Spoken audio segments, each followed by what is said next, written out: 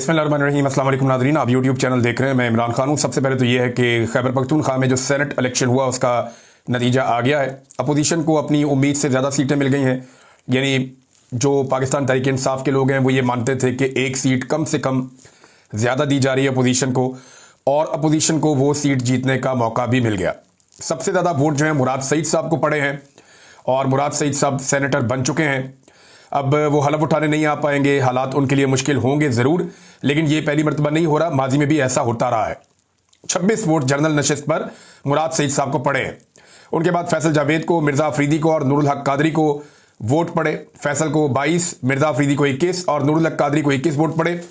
मिर्ज़ा अफरीदी पाकिस्तान तहरीक इंसाफ ने एक flexibility show की है कि जो लोग 9 मई के बाद या उससे पहले पाकिस्तान तहरीक इंसाफ से अलहदगी इख्तियार कर चुके थे, अगर उनके पास पैसा है और वो इख्तियार वाले हैं तो पाकिस्तान तहरीक इंसाफ के उनके साथ उनके लिए दरवाजे तहरीक इंसाफ के खुले हैं, अगर स्टैब्लिशमेंट से आपके अच्छे ताल्लुकात हैं तो आने वाले दिनों में बहुत सारे लोग उम्मीद कर सकते हैं कि वो किसी ना किसी तरह पाकिस्तान तहरीक इंसाफ का वापस हिस्सा बन जाएंगे।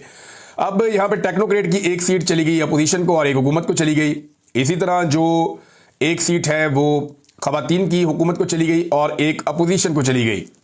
तो इस तरह जो है पाकिस्तान तहरीक इंसाफ नए फार्मूले के तहत 6 सीटें और अपोजिशन 5 सीटें जीत गई। गंडापुर साहब ने कहा जी कि अगर ये मखसूस नशिस्तें अपोजिशन को ना मिलती तो उनकी सीटें महदूद रहती 3 तक। तो ये बात गलत है। एक ही सीट उनको तब भी मिलनी थी क्योंकि वो एक जनरल नशिस्त सिर्फ जीत सकते थे। दोनों टेक्नोक्रेट या खवातीन की जो नशिस्त है, टेक्नोक्रेट या दूसरी जो खातून की नशिस्त है, उसमें से एक भी उनको नहीं मिलनी थी और फिर एक सीट तक महदूद रहना था अपोजिशन ने। अब यहां पे खरीदो फरोख्त की जरूरत ही नहीं पड़ी क्योंकि सारे जो उम्मीदवार थे वो बैठ गए थे, सिर्फ एक उम्मीदवार बाकी थे और उन्होंने कहा जी चाहे मुझे एक भी वोट ना पड़े लेकिन मैं ये इलेक्शन जरूर करवाऊंगा। बहरहाल ये इलेक्शन हो गया। अब इमरान खान साहब इस इलेक्शन के बारे में क्या कहेंगे ये आने वाले दिनों में पता चलेगा। क्या वाकई, क्योंकि बहुत सारे लोग अभी भी ये समझते हैं कि शायद मिर्जा अफरीदी इमरान खान की चॉइस नहीं है या इमरान खान साहब तक दुरुस्त इंफॉर्मेशन नहीं पहुंचाई गई मिर्जा अफरीदी को लेकर। कुछ लोगों का ये दावा है, सबकी अपनी अपनी बातें। हाँ, ये जरूर है कि बहुत सारे चैनल्स पे खबरें चल रही थी कि जनाब इतने वोट इधर हो गए, इतने वोट इधर हो गए, फलाना बंदा बैठा हुआ है उसके लिए इतने वोट अवेलेबल है, फलाना बंदा जो है वो इतने वोट खरीद चुका है। तो ये चीज नहीं हो पाई क्योंकि चीजें तय हो गई थी। अपोजिशन और हुकूमत ने एक पेज पर रहते हुए ये पूरा इलेक्शन लड़ा है। यहां सारी चीजें तय पा चुकी थी, तो यहां पे इधर उधर बंदे तोड़ने की जरूरत नहीं थी। फैसला बहुत ऊपर हो गया था। एमपीएस पे पैसा और वक्त जाया करने के लिए कोई जरूरत नहीं थी। चीजें बड़े स्मूथ तरीके से हो गई हैं। 9 मई के हवाले से नाजरीन यहां पे एक पूरा एक पाकिस्तान तहरीक इंसाफ को एक भूचाल खड़ा करना चाहिए कि वो 9 मई जिसका बहाना बनाकर पिछले 2.25 साल से पाकिस्तान तहरीक इंसाफ को टारगेट किया जा रहा है, लगातार कुचला जा रहा है, उस 9 मई के मुकदमे का भुरकस निकल गया है। पूरा का पूरा पोस्टमार्टम हो गया अदालत के अंदर। अब अदालतें फैसले तो तहरीक इंसाफ के खिलाफ ही देंगी क्योंकि जजों ने जो फैसले लिखने होते हैं वो तो लिखने थोड़ी होते हैं, वो तो पढ़ने होते हैं। वो तो लिखे लिखाए फैसले आ जाते हैं जैसा दिखाई दे रहा है। अब इसमें जो है वो 9 मई के हवाले से पाकिस्तान तहरीक इंसाफ के अहम तरीन वकला हैं, उन्होंने चंद पॉइंट्स बनाए हैं, ये बड़े इंपॉर्टेंट हैं और वो ये बताते हैं कि ये नुकात इस पूरे मुकदमे को उड़ा कर रख देते हैं। नंबर 1 ये है, इसमें जो है वो अबूजर सलमान उन्होंने बड़ा काम किया, कुछ और वकला है उन्होंने सबने मिलकर काम किया है, लेकिन ये मैंने उनसे ये सारी इंफॉर्मेशन हासिल की है। नंबर 1 मामला यह है कि 9 मई के मुकदमात की बुनियाद बनने वाला साजिशी दावा अदालत में नाकाम हो गया। दोनों अहम इस्तगासा के गवाहों ने जिरा के दौरान एतराफ किया। क्या क्या एतराफ किया? नंबर 1, निगरानी करने या सर्वेलेंस करने की कोई मंजूरी मौजूद नहीं थी। नंबर 2, पुलिस रोजनामचे में कोई इजाजत या रिकॉर्ड दर्ज नहीं था। नंबर 3, एक गवाह तो उस दिन ड्यूटी पर ही मौजूद नहीं था।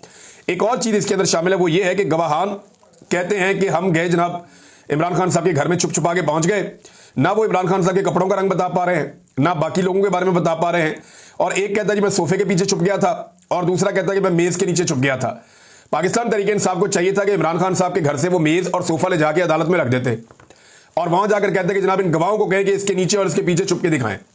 जरा पता तो चले कि ये कैसे बिल्ली के बच्चे हैं या पुलिस वाले हैं कि एक मेज के नीचे घुस जाएगा, एक सोफे के पीछे घुस जाएगा। ये कैसे हो सकता है? सारी दुनिया में यानी बाहर से लेके अंदर तक इतना जबरदस्त वो निगरानी का एक सिस्टम था। मैं क्योंकि खुद गया हूं, बाकी बहुत सारे सहाफी गए हैं, सीनियर सहाफी भी गए हैं। ये आप शामी साहब से पूछ सकते हैं, मुजीबुर रहमान शामी साहब से, वड़ाइश साहब से पूछ सकते हैं, आप आफ्ताब इकबाल साहब से पूछ सकते हैं। ये बुजुर्ग लोग हैं, ये आपको बताएंगे कि वहां पे क्या इन्होंने देखा और कैसे हुआ। और बहुत सारे लोग, आरिफ अमीद भट्टी साहब हैं, वो भी वहां पे गए हैं, उनसे आप पूछ लें। वो आपको बताएंगे कि जनाब वहां पे कोई बिल्ली का बच्चा भी घुस सकता था बगैर मर्जी के, तो ये पुलिस वाले अंदर घुस गया और एक सोफे के पीछे और एक मेज के नीचे छुप गया। ये चीजें उठा के अदालत में ले जाए, पीटीआई को चाहिए, और जाके कहीं पुलिस वालों को बोले आप छुप के दिखाएं।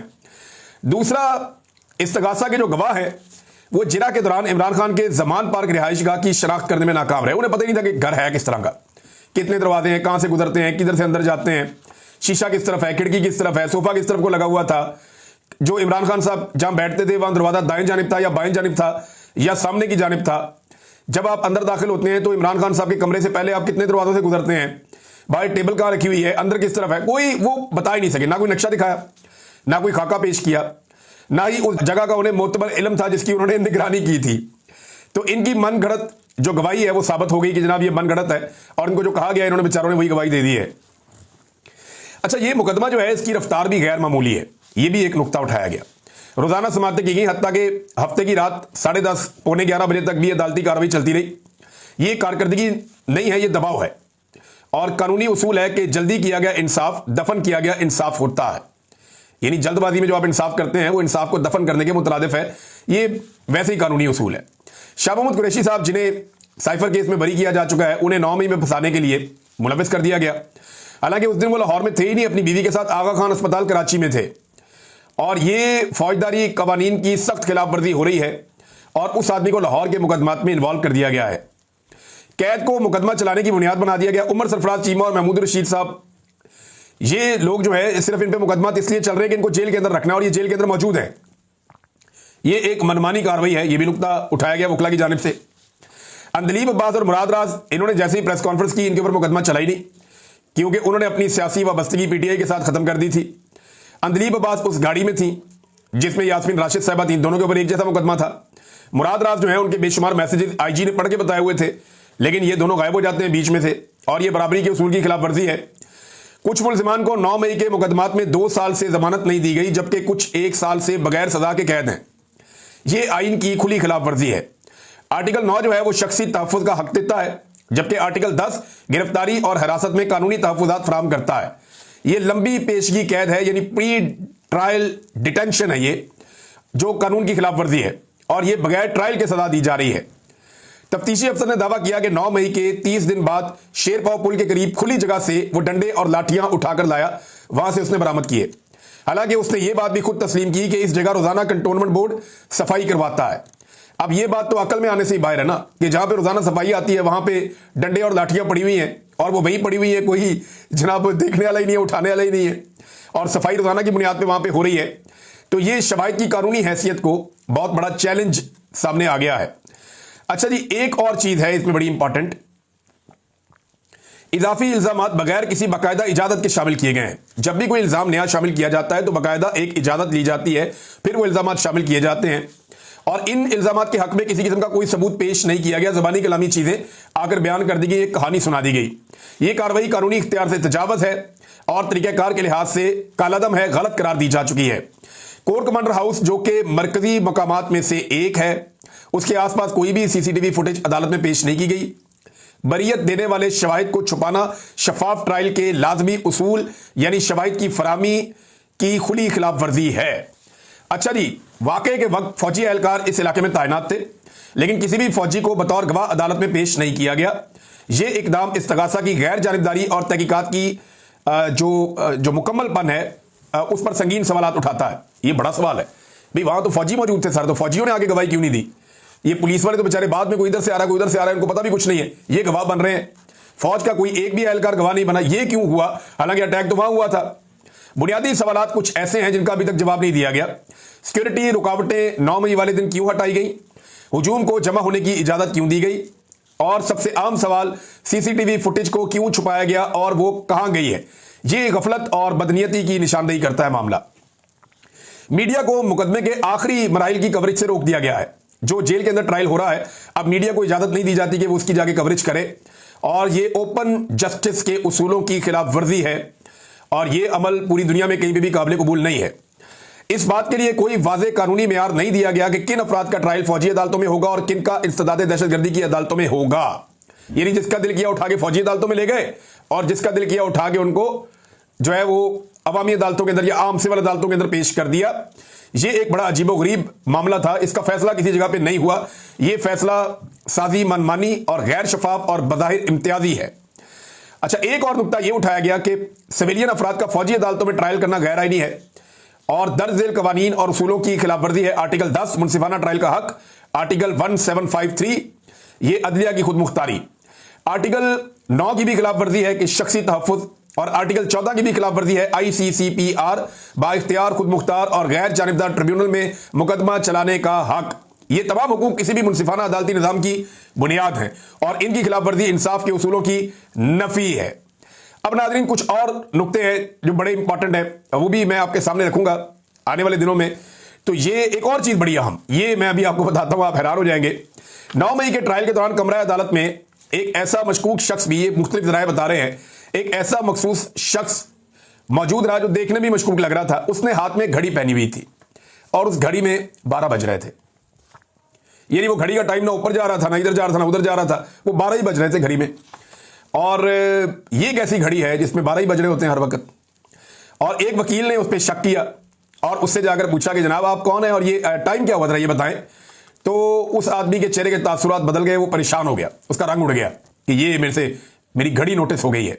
तो मैं आपको ये बता देता हूं कि ये जो घड़ी है, इस किस्म का जो गैजेट्स होते हैं, ये चीज़ों को रिकॉर्ड भी करते हैं और चीज़ों को सेम टाइम में किसी और जगह सुनवाने की और दिखाने की सलाहियत भी रखते हैं। यानी ये ऐसा लगता है कि शायद इस ट्रायल को कहीं और भी देखा जा रहा है और सुना जा रहा है और जज के ऊपर और अदालत के पूरे सिस्टम के ऊपर कड़ी नज़र रखी गई है कि अदालत में क्या हो रहा है और अदालत से बाहर भी लोग इस ट्रायल को देख रहे हैं। वैसे देखने के लिए तो और 100 तरीके हो सकते हैं।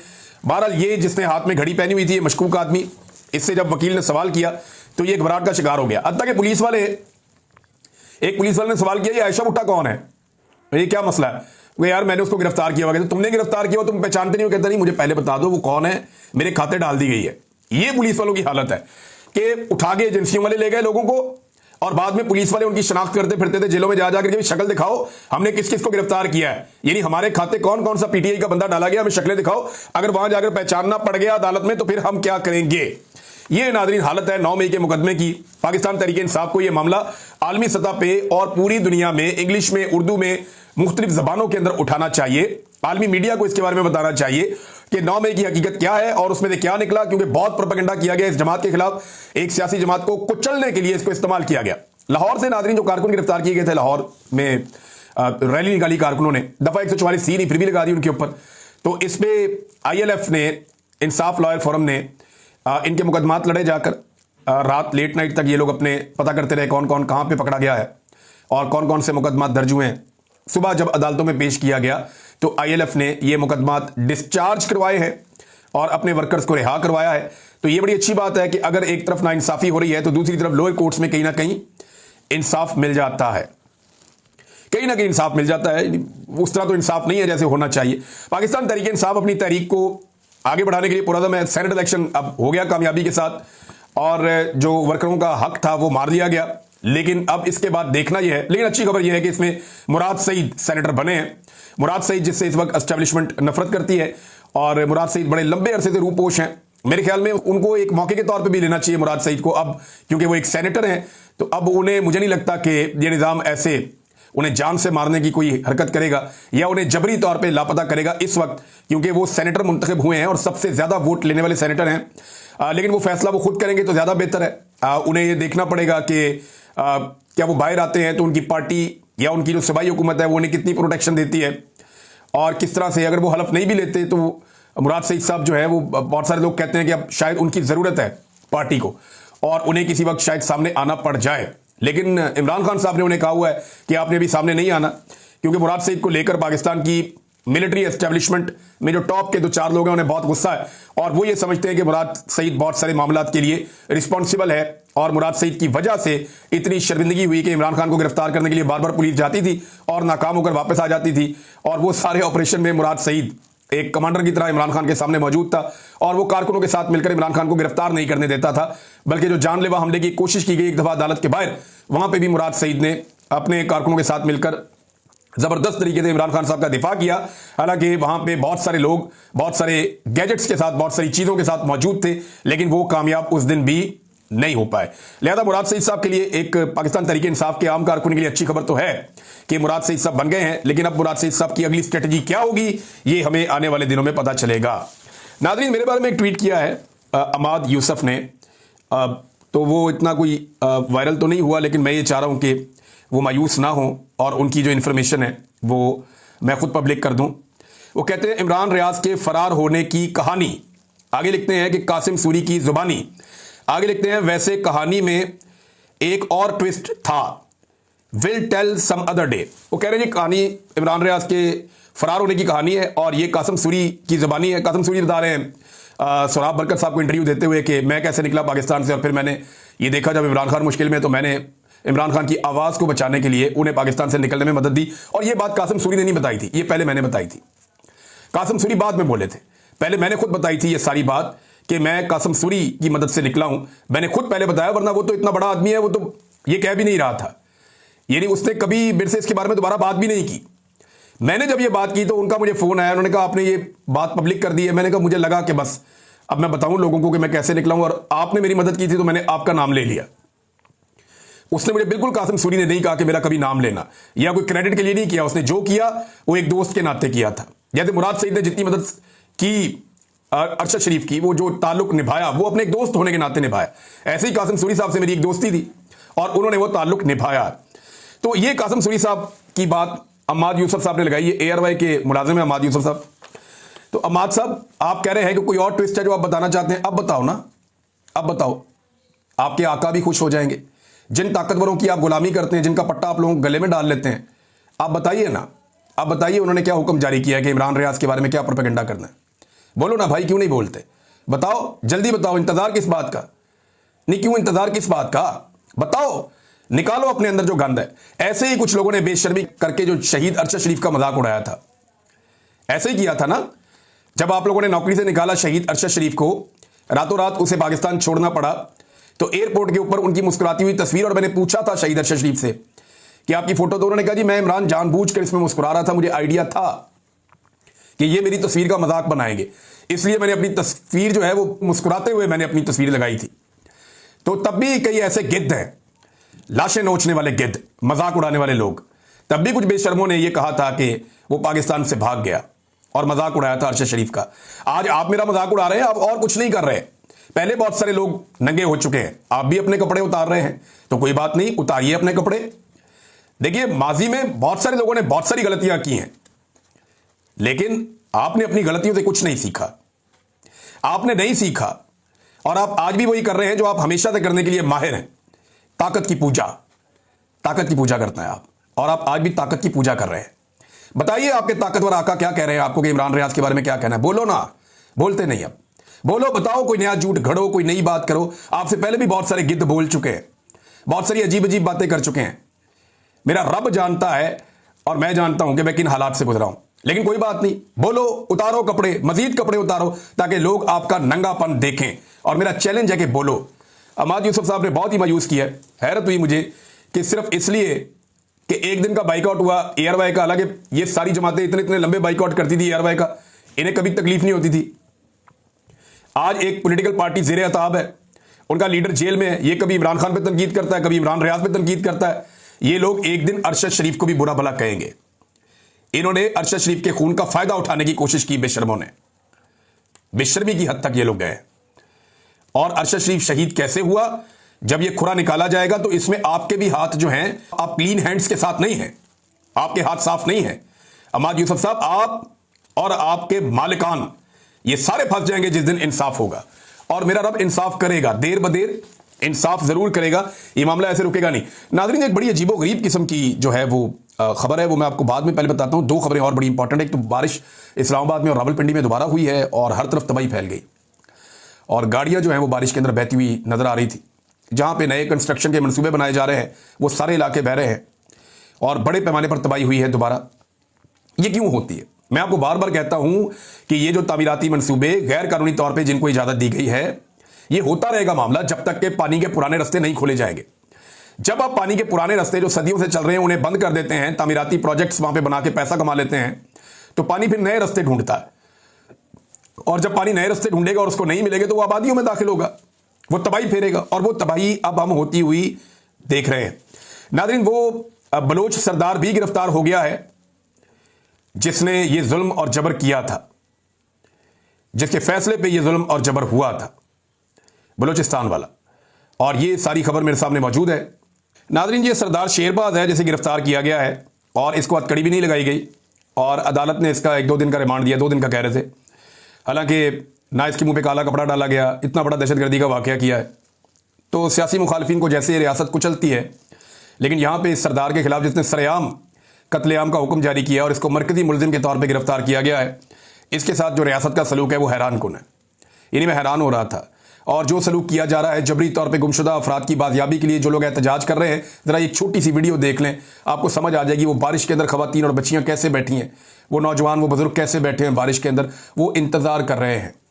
ये आप वीडियो देख रहे हैं साथ में, ये लोग इंतज़ार कर रहे हैं कि रियासत इन्हें इंसाफ देगी, लेकिन इन्हें एक तंबू लगाने की इजाज़त नहीं है। ये सड़क पे बारिश में बैठे हैं, नीचे भी पानी बह रहा है, ऊपर से आसमान से बारिश बह रही है, और इस्लामाबाद में बारिश से तबाही भी हो रही है। हम अपनी तबाही को खुद दावत देते हैं जब हम जुल्म करते हैं, जबर करते हैं, फसादियत करते हैं, और उसके खिलाफ कोई बोलता ही नहीं, कोई खड़ा भी नहीं होता। और बलूचिस्तान हाई कोर्ट ने इसके ऊपर सुमोटो ले लिया है। तो बलूचिस्तान हाई कोर्ट के चीफ जस्टिस को जाकर बताए कि 26वीं आईनी तरमीम के बाद आपका सुमोटो का इख्तियार खत्म हो गया है, बिला वजह आप इस तरह उछल कूद ना करें। अब तक के लिए इतने, अपना ख्याल रखिएगा, अपने इस चैनल का भी। अल्लाह हाफ़िज़।